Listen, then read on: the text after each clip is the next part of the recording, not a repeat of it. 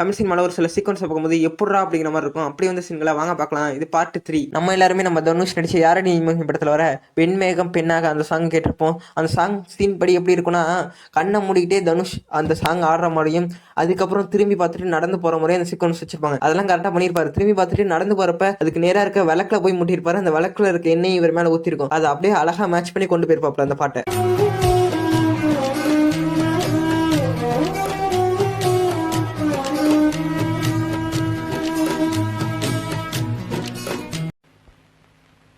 அடங்கப்பா, இது உலக நடிப்புடா சாமி. நம்ம எல்லாருமே நம்ம தளபதி நடிச்ச கத்தி படத்தில் வர அந்த ஃப்ளாஷ்பேக் சீனை பார்த்துருப்போம். அந்த சீன் படி எல்லாரும் ஃப்ளாஷ்பேக்கை பார்த்துட்டு கதறி எழுதிட்டு இருப்பாங்க. அதில் பார்த்தா ஒரு ஆன்டி மட்டும் பின்னாடி அப்படியே கெக்கப்புக்குன்னு சிரிச்சுக்கிட்டே இருக்கும். இது கேமரால அப்படியே ஃபோக்கஸ் ஆகிருக்கும்.